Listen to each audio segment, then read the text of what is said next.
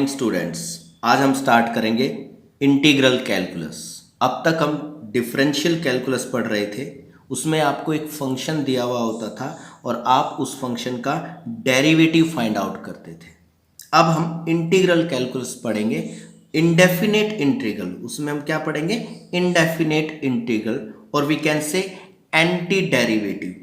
इसमें क्या होगा कि आपको फंक्शन का डेरिवेटिव दिया हुआ होगा और आपको वापस फंक्शन फाइंड आउट करना पड़ेगा। ठीक है, जैसे मान लीजिए अभी तक हम क्या करते थे कि एक फंक्शन दिया हुआ होता था, उससे हम उसका डेरिवेटिव फाइंड आउट करते थे। अब डेरिवेटिव आपको गिवन होगा और डेरिवेटिव से वापस हम फंक्शन फाइंड आउट करेंगे। इट मीन्स ये जो है डेरिवेटिव का इनवर्स प्रोसेस है, रिवर्स प्रोसेस है डेरिवेटिव का, इसलिए हम इसको क्या बोलते हैं? एंटी डेरिवेटिव भी बोलते हैं। इंडेफिनेट इंटीग्रल को क्या बोलते हैं हम? Anti derivative. और प्रिमिटिव भी बोलते हैं। क्या बोलते हैं? प्रिमिटिव। ठीक है, फॉर एग्जाम्पल देखिए, let small F be a function defined in interval I।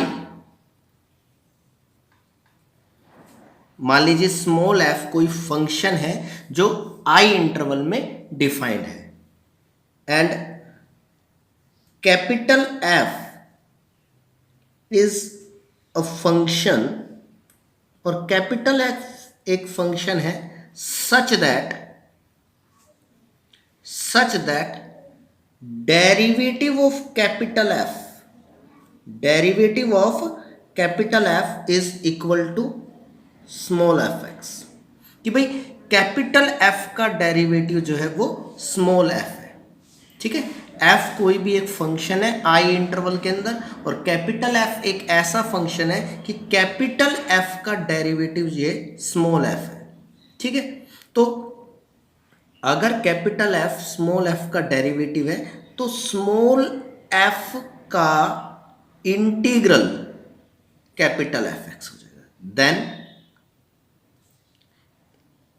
Capital F of X is the anti derivative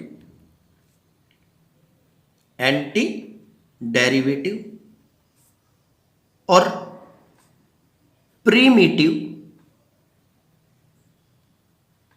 और integral of small F of X. ठीक है, अगर कैपिटल एफ एक्स का डेरिवेटिव स्मॉल एफ एक्स आ गया तो small F X का integration capital F X हो जाएगा। कैपिटल एफ एक्स क्या हो जाएगा? Integral of small F X या anti derivative of small F X. ठीक है, और हम इसको कैसे लिखेंगे?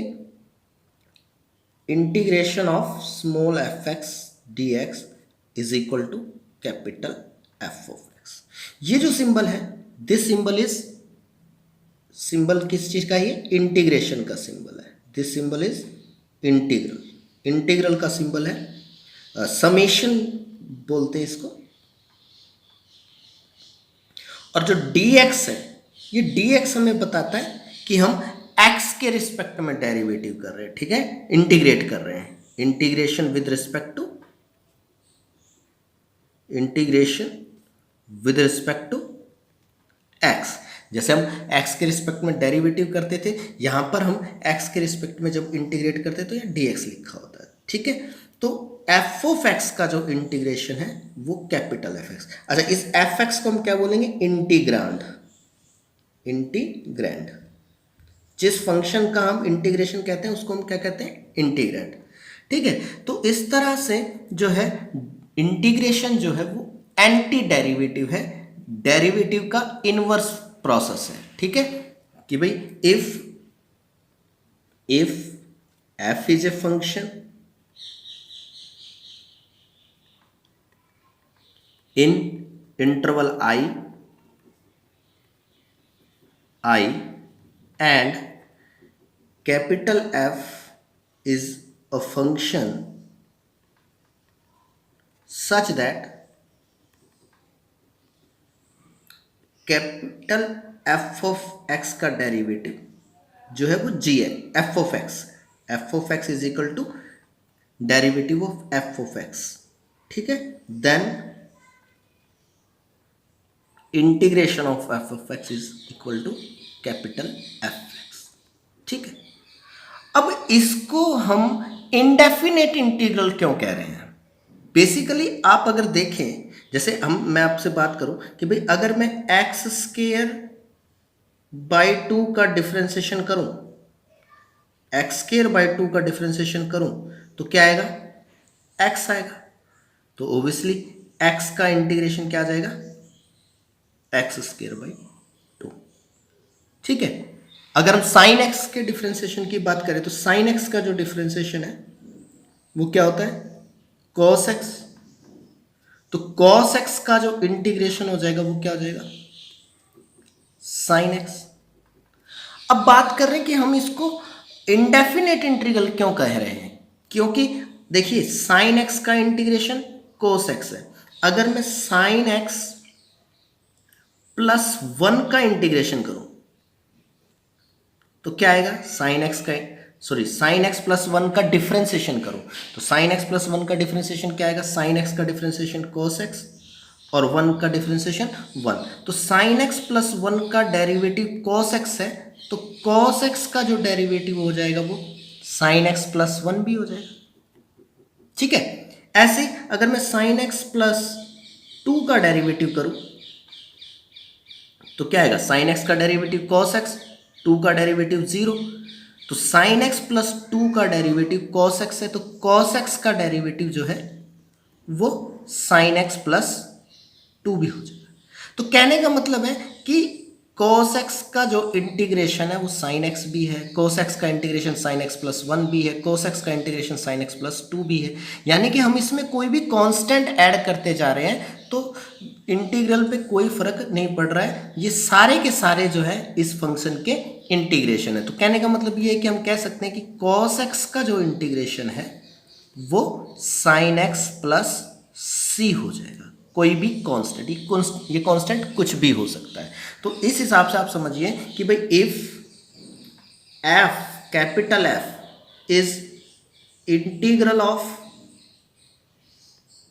Small F, then if capital F is integral of small F, then capital F plus C is also integral of F. अगर F जो है, कैपिटल एफ जो है वो स्मॉल एफ का इंटीग्रेशन है, तो एफ प्लस सी, इसमें अब मैं कोई भी कांस्टेंट ऐड करूंगा तो वो भी स्मॉल एफ का इंटीग्रल होगा। क्यों? देखिए कैसे कि भाई एफ जो है वो इंटीग्रल है, F is integral of small F, तो इसका मतलब कि एफ का जो डेरिवेटिव है वो स्मॉल एफ ऑफ एक्स आएगा। अब अगर मैं एफ ऑफ एक्स प्लस सी का डेरिवेटिव निकालूं तो एफ ऑफ एक्स प्लस सी का डेरिवेटिव क्या होगा? एफ ऑफ एक्स का डेरिवेटिव एफ डैश एक्स और प्लस सी का डेरिवेटिव कांस्टेंट है तो 0, इसका डेरिवेटिव एफ डैश एक्स, और ये किसके बराबर है? Small F. कहने का मतलब इसका derivative small F of X है, तो स्मॉल एफ ऑफ एक्स का इंटीग्रेशन क्या हो जाएगा? Capital F of X plus C, ठीक है। तो इस तरह से यहां पर ये जो सी है वो इंटीग्रेशन कांस्टेंट है। क्या है? इंटीग्रेशन कांस्टेंट, ठीक है। आर्बिट्रेरी कांस्टेंट है, सी की कोई भी वैल्यू हो सकती है। तो इस तरह से सी की डिफरेंट वैल्यूज के लिए आपके पास डिफरेंट इंटीग्रल आते चले जाएंगे। यानी कि कहने का मतलब है कि स्मॉल एफ ऑफ एक्स के जो है इनफाइनाइट इंटीग्रल हो जाएंगे, इसीलिए हम इसको इनडेफिनेट इंटीग्रल कहते हैं। तो अभी देखिए जैसे x square by 2, x square by 2 का अगर मैं डेरिवेटिव करता हूं तो क्या आएगा? एक्स आएगा। यानी कि इस फंक्शन का डेरिवेटिव एक्स है तो ऑब्वियसली एक्स का जो इंटीग्रेशन रहेगा वो एक्स स्क्वायर बाई 2 रहेगा। यही बता रहा हूं मैं।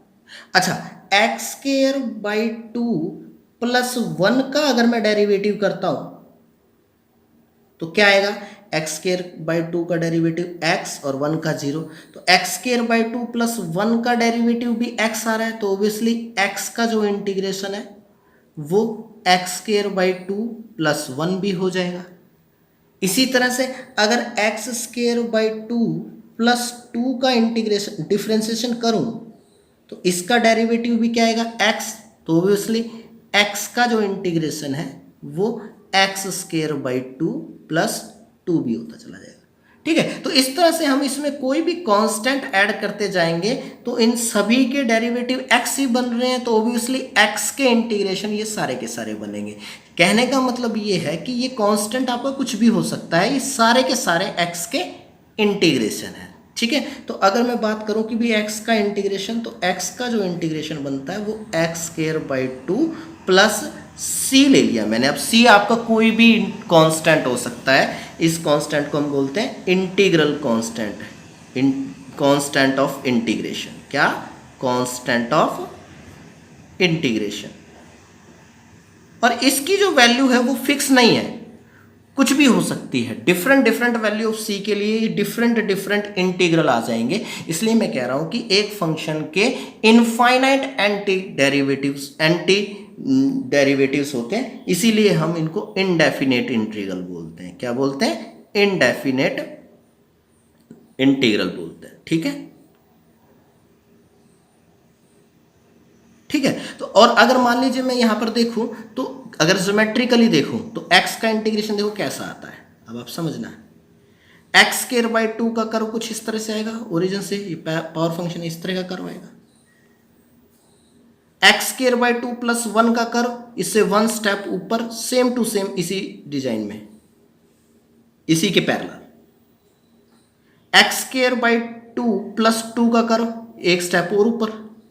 तो ये सारे के सारे जो कर्व्स हैं ये x के इंटीग्रल को रिप्रेजेंट करते हैं। ठीक है, तो जितने भी इनडेफिनेट इंटीग्रल्स होते हैं वो सभी क्या होते हैं, पैरेलल फॉर्म में होते हैं। किस में होते हैं, पैरेलल फॉर्म में होते हैं, क्योंकि प्लस c कांस्टेंट होता है, तो किसी भी कर्व में कांस्टेंट ऐड करते तो वो उतने ही स्टेप ऊपर, अगर माइनस का कांस्टेंट है तो उतने स्टेप नीचे चलता रहता है। तो ये एक पैरेलल जो कर्व्स बनेंगी, किसी भी फंक्शन की इंटीग्रल जो होगा, इंडेफिनेट इंटीग्रल होगा, वो एक कर्व ना हो करके बल्कि एक फैमिली ऑफ कर्व बनेगा। सारी की सारी कर्व्स एक पर्टिकुलर पैटर्न में मूव करेंगी, सारी की सारी पैरेलल रहेंगी। ठीक है, इनका जो गैप है हर जगह बराबर मेंटेन रहेगा। ठीक है, तो यहाँ जो है हम इंडेफिनेट इंटीग्रल पढ़ रहे हैं, एंटी डेरिवेटिव पढ़ रहे हैं, तो यहाँ हम पहले तो सीधा जो डेरिवेटिव से हमने फॉर्मूले पढ़े थे उन्हीं को हम रिवर्स करके उनके फॉर्मूले याद करेंगे। जैसे मान लीजिए x की पावर n का डेरिवेटिव हमने पढ़ा है, x की पावर n का derivative of x raise the power n। x raise the power n का डेरिवेटिव क्या होता है, n आगे और n में से हम एक पावर कम कर देते हैं। ठीक है, तो x की पावर n का डेरिवेटिव अगर ये होता है तो ऑब्वियसली n x की पावर n माइनस 1 का इंटीग्रेशन जो है वो क्या रहेगा, x की पावर n, और प्लस c तो हम हमेशा लगाएंगे ही लगाएंगे क्योंकि इनडेफिनेट इंटीग्रल है, तो इसलिए तो x की पावर n का डिफरेंशिएशन यदि n x की पावर n माइनस 1 आया तो n x की पावर n माइनस 1 का इंटीग्रेशन क्या हो जाएगा, x की पावर n। अब ये देखिए, आप इसको प्रोसेस को समझिए कैसे आ रहा है। ये कैसे आ रहा है कि हमने जैसे पहले हमने इसे पावर में एक कम किया था, तो अब हमने इसमें एक पावर में एक बढ़ाया है। x की पावर n माइनस 1 में, n तो ऐसे रहने दो, x की पावर n माइनस 1 में एक इंक्रीज करेंगे तो n पावर बनेगी। ठीक है, और फिर इस बढ़ी हुई पावर से ही हमारे को डिवाइड करना है, तो ये n से n कट जाएगा, x की पावर n आ जाएगी, तो इस तरह से आएगा। तो इसी तरह से अगर मैं x की पावर n का इंटीग्रेशन करूं तो x की पावर n का इंटीग्रेशन भी इसी तरह से करेंगे, हम एक पावर को इंक्रीज करेंगे। जैसे यहाँ n माइनस 1 पावर थी तो n पावर हो गई। ठीक है। फिर बड़ी हुई पावर n से डिवाइड किया तो वो n से n कट गया, तो यहाँ पर x की पावर n का इंटीग्रेशन करना है तो आप पावर में एक इंक्रीज करेंगे x की पावर n प्लस 1 और बड़ी हुई पावर से इसको आप डिवाइड करेंगे। ठीक है, आप इसका डेरिवेटिव करके देखें, आप देखेंगे कि इसका डेरिवेटिव x की पावर n ही आता है, तो इसका डेरिवेटिव x की पावर n आता है तो x की पावर n का इंटीग्रेशन ये आएगा और प्लस c इंटीग्रेटिंग कांस्टेंट आपको हमेशा ऐड करना है इंडेफिनिट इंटीग्रल में। ठीक है, तो आप ये याद रखें कि x की पावर n का इंटीग्रेशन क्या होगा, x की पावर n प्लस 1 अपॉन में n प्लस 1 प्लस c। ठीक है, अब जैसे मान लीजिए आपको अगर एक्स स्क्वायर का इंटीग्रेशन करना है तो एक्स स्क्वायर का इंटीग्रेशन क्या हो जाएगा, एक्स की क्यूब बाई 3 प्लस सी। अगर आपको रूट एक्स का इंटीग्रेशन करना है तो इसका मतलब हो गया एक्स की पावर 1/2, इसका इंटीग्रेशन क्या हो जाएगा, एक पावर ऐड करेंगे 1/2 में एक ऐड करेंगे तो 3/2 और नीचे 3/2 से डिवाइड करेंगे तो ये 2/3 प्लस सी। ठीक है, अगर आपको मान लीजिए 1/√x का इंटीग्रेशन करना है तो 1/√x का इंटीग्रेशन क्या हो जाएगा, x की पावर ऊपर जाकर के -1/2 इस तरह से। अब -1/2 में एक पावर ऐड करेंगे तो +1/2 और नीचे 1/2 से डिवाइड करेंगे प्लस सी, ये 2 पलट करके ऊपर आ जाएगा तो ये 2√x प्लस सी।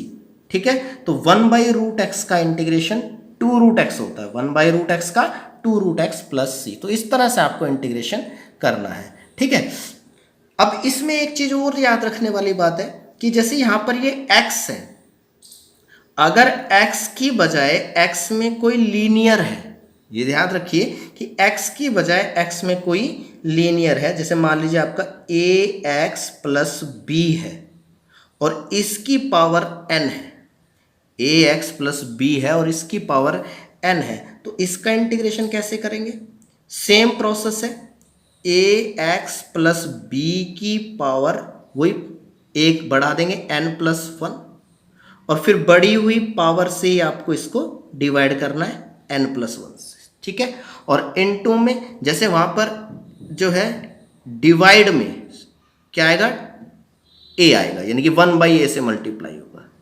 x का जो कोफिशिएंट है उससे डिवाइड करना पड़ेगा plus c।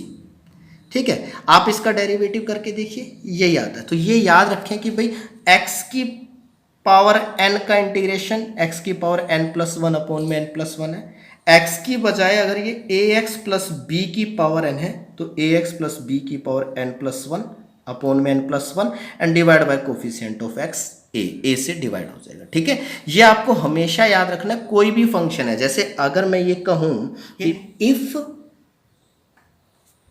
Integration of f of x is 5x plus सी, अगर f of x का इंटीग्रेशन 5x प्लस सी है then f of ax plus b का integration, f of ax plus b का इंटीग्रेशन क्या हो जाएगा, 5 of ax plus b and divide by coefficient of x a plus c। देखो किस तरह से, देखिए f ऑफ x का अगर इंटीग्रेशन 5x है, f ऑफ x का इंटीग्रेशन अगर 5x है तो इसका मतलब 5x का जो डेरिवेटिव है वो f ऑफ x होगा, 5x का जो डेरिवेटिव होगा वो क्या होगा, f ऑफ x होगा। अब अगर 5x का डेरिवेटिव f ऑफ x है तो 5ax प्लस b का डेरिवेटिव क्या हो जाएगा, हमने चेन रूल में पढ़ा था कि भाई अगर साइन x का इंटीग्रेशन cos x होता है तो साइन 2x का इंटीग्रेशन cos 2x और फिर 2x का करते हैं, तो इसी तरह से अगर 5x का इंटीग्रेशन f ऑफ x है तो 5 ऑफ ax प्लस b का डिफरेंशिएशन 5x का डिफरेंशिएशन f ऑफ x है तो 5 ऑफ ax प्लस b का differentiation f of ax plus b हो जाएगा और फिर ax प्लस b का करेंगे तो ax प्लस b का डेरिवेटिव क्या आएगा, a आएगा। इज इट क्लियर बेटे, अगर 5x का डिफरेंशिएशन f ऑफ x है तो 5ax प्लस b का differentiation f of ax plus b और फिर ax प्लस b का डेरिवेटिव a, यही चेन रूल होता है। ठीक है, अब ये a इधर नीचे डिवाइड में ले जाएं तो D by D X of 1/a 5ax plus B, इसका जो डेरिवेटिव है वो क्या हो जाएगा, F of A X plus B हो जाएगा। अब इस फंक्शन का डेरिवेटिव यदि ये आ रहा है तो ऑब्वियसली इसका इंटीग्रेशन ये हो जाएगा।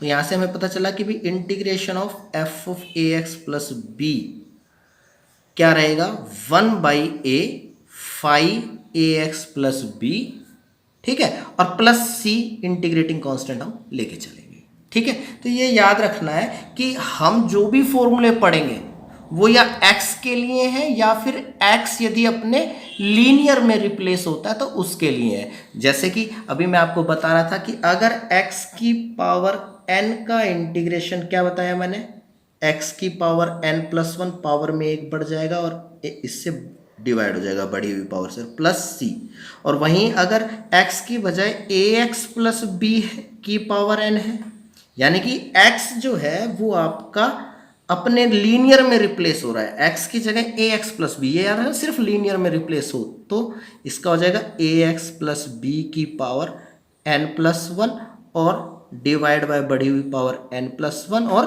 Coefficient of x a plus C. ये आपको हर फॉर्मूले में भी याद रखना है, इसको समझिएगा, ठीक है। इसी तरह से जैसे हमने पढ़ा था 1/x का log ऑफ x का डिफरेंशिएशन बताइए क्या होता है, log of natural log of x का natural log of mode x, mode तो हम इसलिए लेते हैं कि log जो है नेगेटिव x की नेगेटिव वैल्यू के लिए log डिफाइन ही नहीं होता है, तो natural log of mode x का जो डिफरेंशिएशन होता है वो 1/x होता है।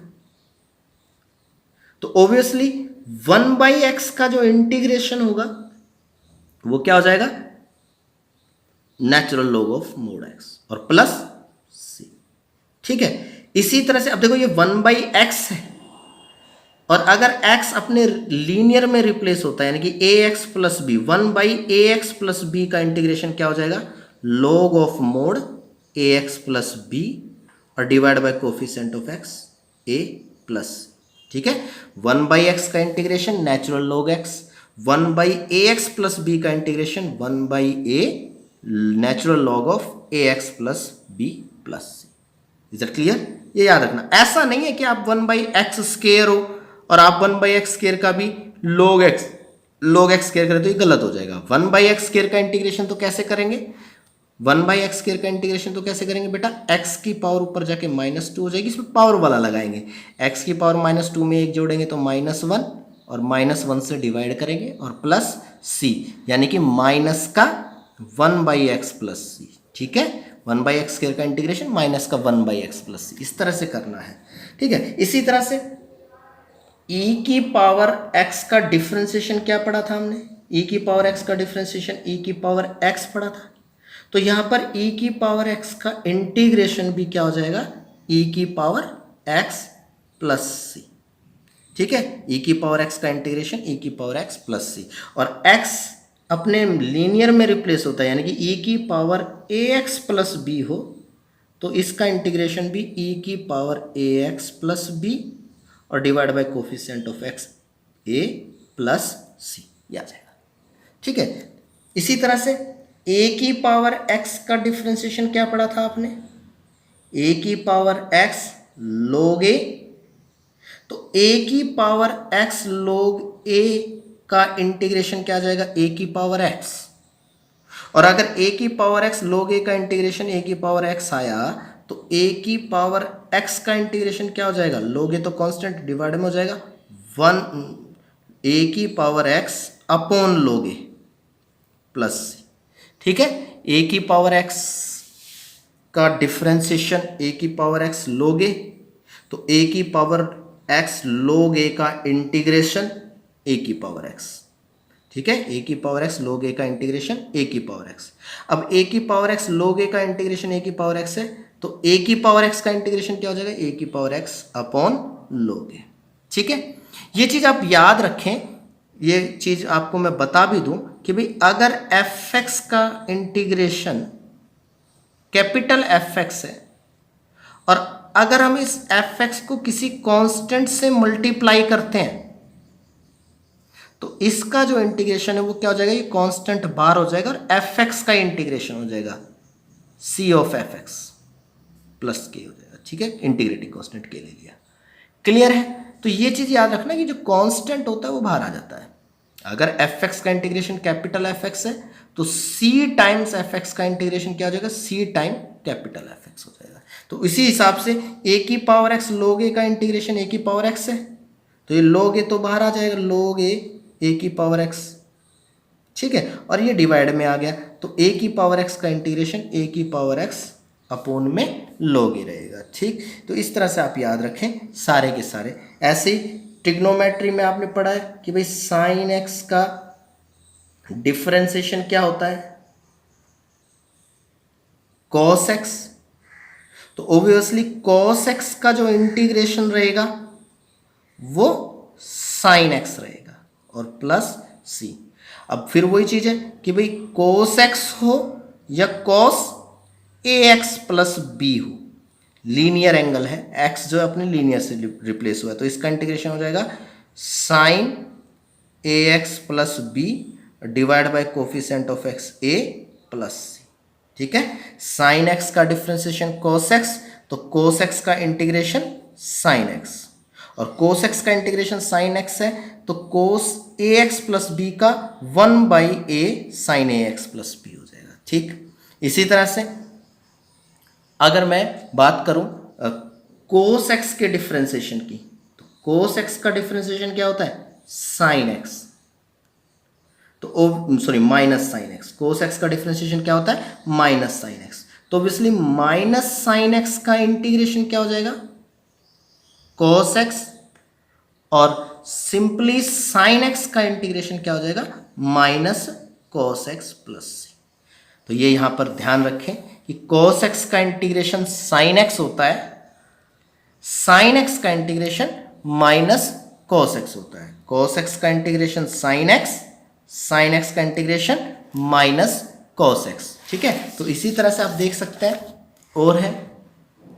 अब tan x का इंटीग्रेशन नहीं पता, अभी हमने नहीं बताया, अभी हम डिस्कस ही नहीं कर रहे हैं उसको, हमें tan x का डिफरेंशिएशन पता है। tan x का डिफरेंशिएशन क्या होता है, tan x का डिफरेंशिएशन सीकेंट स्क्वायर x होता है, तो ऑब्वियसली सीकेंट स्क्वायर x का जो इंटीग्रेशन हो जाएगा वो tan x हो जाएगा प्लस सीकेंट स्क्वायर एक्स का इंटीग्रेशन tan x। अच्छा फिर वही चीज है, secant square ax plus b का इंटीग्रेशन क्या हो जाएगा, टेंजेंट ax प्लस b और divide by coefficient of x a plus. ये आप हमेशा याद रखना कि भाई x अपने लीनियर से रिप्लेस होता है तो इंटीग्रल में कोई फर्क नहीं पड़ता, सिर्फ x का कोफिशिएंट जो है उससे डिवाइड हो जाता है।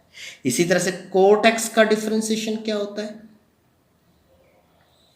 माइनस का कोसिकेंट स्क्वायर एक्स, तो माइनस कोसिकेंट स्क्वायर एक्स का इंटीग्रेशन कोट एक्स हो जाएगा और कोसिकेंट स्क्वायर एक्स का इंटीग्रेशन माइनस कोट एक्स हो जाएगा प्लस सी, ठीक है। और cosecant square A X plus B का इंटीग्रेशन क्या हो जाएगा, माइनस का cot A X plus B और divide by coefficient of X A plus C. Clear है? अच्छा भी सीकेंट एक्स का इंटीग्रेशन क्या होता है, सॉरी डिफरेंशिएशन क्या होता है सीकेंट एक्स का, सीकेंट एक्स का डिफरेंशिएशन होता है सीकेंट एक्स tan एक्स, तो सीकेंट एक्स tan एक्स का इंटीग्रेशन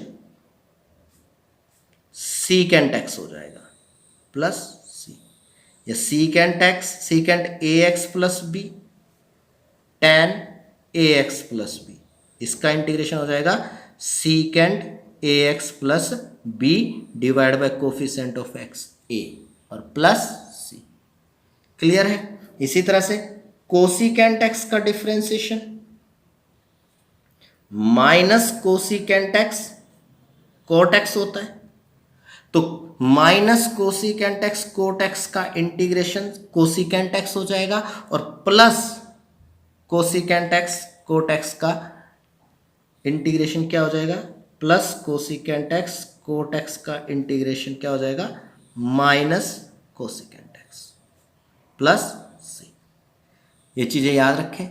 इसी तरह से हमने पढ़ा है कि भाई साइन इनवर्स एक्स का डिफरेंशिएशन क्या होता है, साइन इनवर्स एक्स का डिफरेंशिएशन 1/√1 माइनस एक्स स्क्वायर, ठीक है। और कोस इनवर्स एक्स का डिफरेंशिएशन हमने क्या पढ़ा है, कॉस इनवर्स एक्स का डिफरेंशिएशन हमने पढ़ा है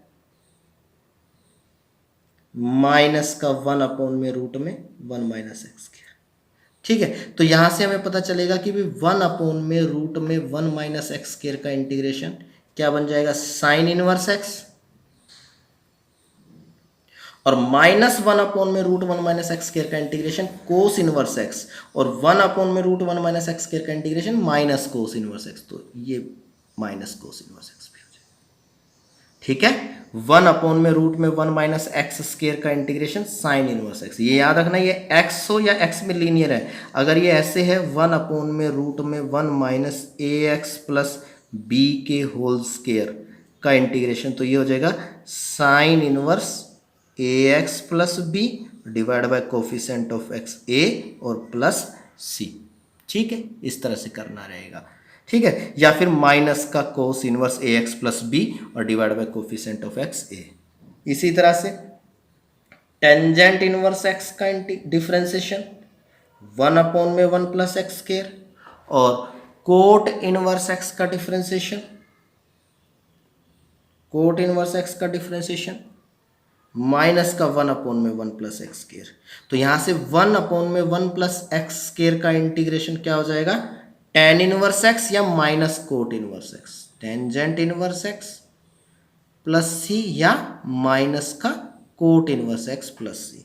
सीकेंट इनवर्स एक्स का डिफरेंशिएशन क्या होता है, 1/x√(x²-1), तो 1/x√(x²-1) का इंटीग्रेशन हो जाएगा secant inverse X plus C या minus cosecant inverse X plus C, ठीक है। क्योंकि कोसिकेंट इनवर्स एक्स का डिफरेंशिएशन भी क्या होता है, माइनस का 1/x√(x²-1).